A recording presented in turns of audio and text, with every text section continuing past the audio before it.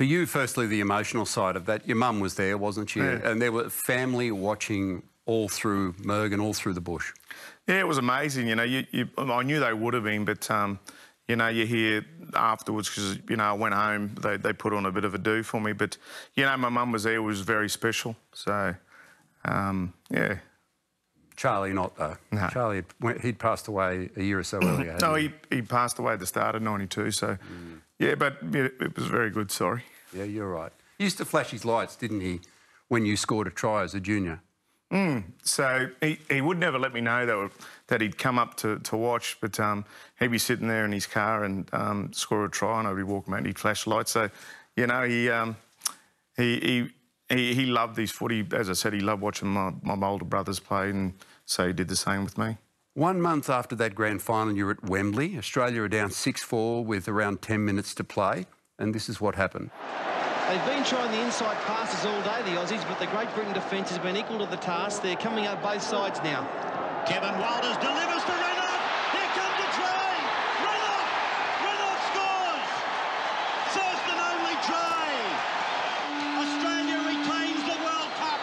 10 points to 6. Just the one try. Scored by Steve Renouf. One try, but it was enough. It was called the outball. Explain it to us.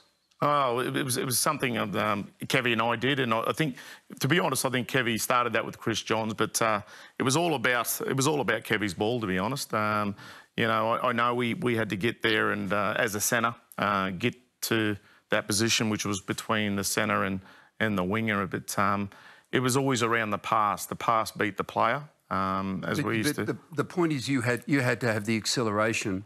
Yeah. To be there, to take it. Yeah, you had to. If not, that ball goes begging.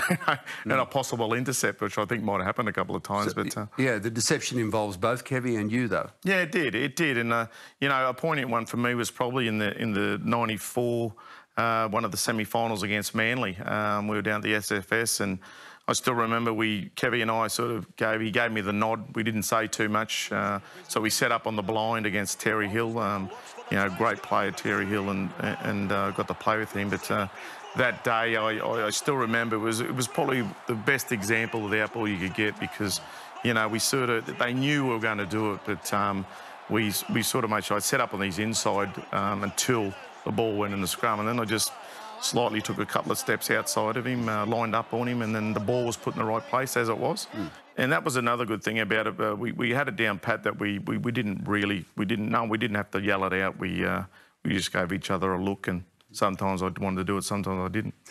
1993, Steve, was another festival of Broncos attack, but it seemed as though no amount of tries would console you if you had a bad defensive game. Is that right? Yeah, exactly. I think that there was one stage in my career that I probably let in just as many tries that I scored. So, you're kidding? Is that possible? Yeah, well, I'll tell you what, the boys made me feel it, but, it was just something I had to work on, and that's where Wayne Bennett stepped in again, and, we were very, very lucky that we had players like Trevor Gilmister and Tony Curry had come to the club, and the best defensive centre that you could ever get, Tony Curry. So those guys, I spent a lot of time one-on-one with those two. You were assaulted outside your house in Mergen one morning, weren't you, and had your jaw broken. And it didn't appear at the time as though you'd be back that season at all, did it? Yeah, no, it didn't. I thought that was the end of my career. It was after round 20, wasn't it? Yeah, round 20. We played Balmain on the Friday night. So I slipped home for a 21st on the Saturday night. And, yeah, it was just a bit of an altercation. I ended up with my jaw broken. But, Wayne Bennett showed faith in me. He came around a few days later and visited me straight after the op. And he just said, look, you got 5 weeks. He said, if we make it through to the prelim, that put me up to the prelim final. He said, I'll put you back in. They didn't wire it, did they? No, they didn't wire it for that reason, so I could keep eating. I ended up with plates in it, but they came out not long after. And you had a very torrid fitness test. They didn't let you off on that, did they? What happened there? No, it was the final one, and I had to probably do about, I don't know, a set of 6 tackles against Gavin Allen, our front rower, and the last one, I thought I was pretty good, but Wayne said, no, just don't run at him one last time, and he had a whisper in his ear, and so I tackled him. I thought, oh, well, I'm through, and then Gavin just drops the big forearm down on my jaw just to make sure it was solid, and it held up, so I got the go-ahead. And you scored a try with your first touch in the preliminary final of 1993. How important was that to you to do that? Oh, mentally, it was very, very important. You know, it was on a bit of shaky ground going out there. I thought, I just got to get it out of my mind, and yeah, but then to score a try, I sort of thought, well, I'm back, so that's good, and I settled back down. Steve, how did that 1993 grand final victory in the campaign to it differ from 92? Oh, look, massive difference in feeling. Even though we're very happy to win back-to-back, it was very much a relief compared to the jubilation of 92, where 92 we dominated and, very, very confident going into that game. But in 93 to come from fifth and have to win every game running into there, and obviously me personally coming back from a broken jaw, I wasn't the only one. It was just like this weight had lifted off our shoulders at the end of that match, and you look around at the boys that day and they were just like, oh, we got it.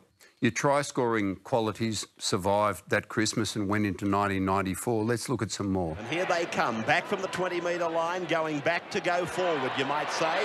Renouf gets inside and away. Renouf will score. Look out, the boy is back in town. Kerrod Walters is into acting half, and they keep pumping away at the blind. O'Neill throws a giant dummy. Renouf goes in. Renouf gets another. Langer pushes it along. Plath, wide do they go?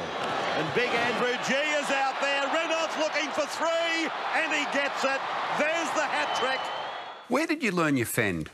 It was very effective. Yeah, it's just something that you do. I don't think I'd never taught it. I can still remember it, doing it when I was probably my first year rugby league, when you talked about starting it as a 9-year-old, and it's just something I did. Someone taught you to carry the ball in the correct hand all the time, or was this just Steve Renouf? You were always balanced and ready to do it. It was just instinct, mate. I'll be honest, though. It's something, it's like a lot of the kids where I come from, a lot of the Indigenous kids, there's just that sixth sense. You just do it. We were never really taught that. Obviously, we were taught to tackle. Not that I listened early on, but but yeah, it's just something that we did. How much did your defence improve over your career? Massive, yeah, massively for me personally. I mean, I didn't really have much of I didn't have a problem one-on-one as long as they stayed straight and ran straight at me. I didn't have a problem. It was probably more the moving part of the line, or moving, side to side and that sort of thing. So it was something that Wayne had me work really hard on, extra work at the club. In your era, it was hard for Queensland to win its State of Origin, wasn't it? We were up against a very, very solid, very good New South Wales team, and had a great pack of forwards and even better backs. So, for us, it probably, even though, we did win a couple of those series, New South Wales did dominate us through the 90s. Let's have a look at a good Steve Renouf Origin moment. Langer. Attention in back play for Gary Larson. Striding down the ground. Walters finds Renouf. The flying Steve Renouf. Will he make it? Yes, I think so, yes. Momentum got him across. Queensland. Wayne Bennett once said that it wasn't until later in your career that you began to play really well at Origin. Is that fair enough to say? Yeah, it's fair enough. It was just one of those things. I took a little while to get a grip in the Origin arena, but so for me, probably a big regret is, I suppose you come back to the Super League area again. Potentially, if selected, we missed 6 games in 95 and 97 of Origin, so that's a little bit sad in your career, that you sacrifice that, and not only that as well, we sacrificed the Test jersey. So that was something that I regret in my career. You didn't want to go on the Kangaroo Tour of '94. Why was that? Yeah,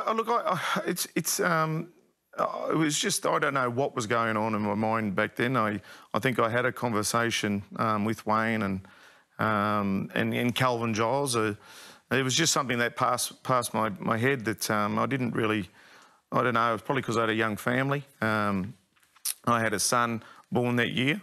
He was only 6 months old, and had a son a bit older, but it was probably more based around that, to go away for 10 weeks from my family. And then when my ex-wife brought him over, he changed so much, but yeah, it was all worth it in the end. The division of the game in the 90s, Steve, it wasn't ideal, obviously, but when you played the Super League Grand Final, it was actually one of your best ever matches, wasn't it? Yeah, it was, and that was probably another year where we were very, very confident that we dominated that year as well in the Super League, and we'd already beaten Cronulla in the minor semi to make the grand final. So we were very confident that we'd do that again. So I was fortunate. By 1998, Darren Lockyer had 40 games or so under his belt. The competitions were reunited, and it was as though almost the Broncos just picked up where they left off.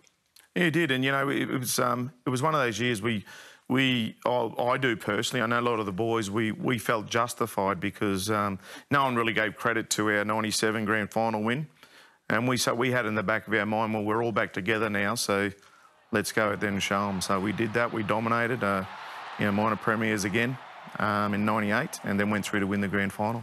The finish at the Broncos wasn't easy, both in terms of the contract negotiations and, of course, then the broken arm. Yeah, to finish your career, my last game for the Broncos, I did break my arm against St George, and that was on Jamie Ainscoe's hip.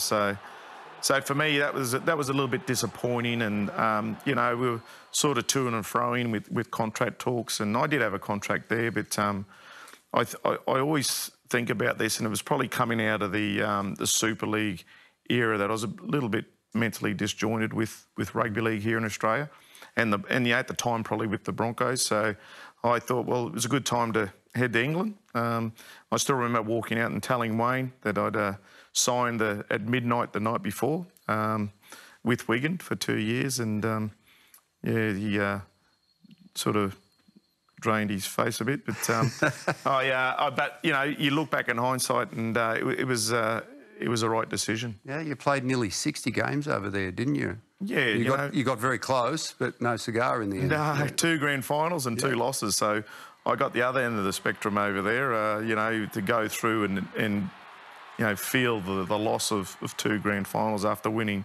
every grand final that I played in. You're working in the Indigenous space, aren't you, helping young people? Yeah. So I've got 2 roles here. I work for Horizon Rail and Freight, and that's based around employment for for Indigenous people. So I've been there 6 years, and just as long as with the Deadly Choices and the Institute of Urban Indigenous Health, which is the other side of the spectrum, which is health. I'm very proud that I've had that opportunity to be involved in that. And we all know how important that is. The results and the amount of our people now going for health checks, which is prior to the last few years was non-existent really. Steve, a wonderful contribution to Australian sport. Fantastic rugby league career. Thanks for being on League Legends, mate. No worries. Thanks, Tim. Thanks.